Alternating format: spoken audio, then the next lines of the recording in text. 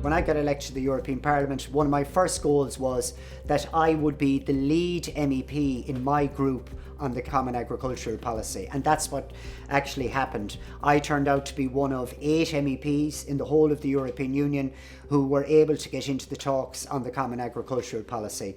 I put down an amendment which meant that if it passed, it would mean that farmers in this area would get an equal amount per hectare. As a result of my amendment, it became the Parliament position that all farmers should get an equal payment per hectare. But it meant at the end of the day that farmers in this area by 2027 will end up getting about 50% more per hectare than they previously were.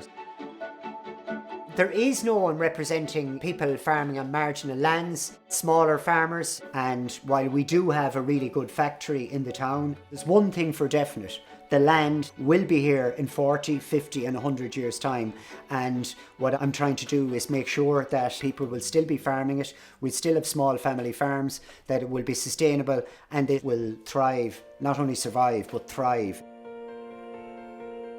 We're on the Mayo Sligo borders. My name is Colin O'Donnell. I'm 5th generation hill farmer. It's a great way of life.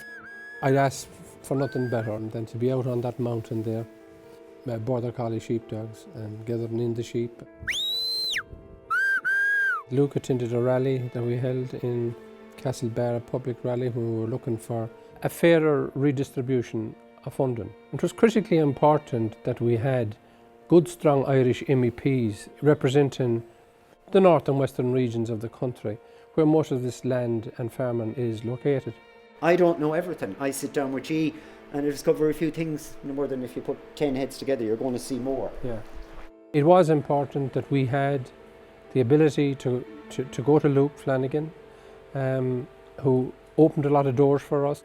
I've no doubt that we've had a more fairer distribution now in the current CAP programme, having strong representation, and did give us that ability to put our case directly to the Commission. So what we were looking for was fairness in how it was distributed, which will be of enormous benefit to sustainability on small holdings like the one you're in here this evening, small farms, and to have that choice and freedom of choice to continue farming and a way of life that's very important. The nature restoration law is basically about restoring habitats. We've had massive loss of biodiversity, much of it because of European Union policy, and farmers being paid to basically dig drains and to farm in a particular way.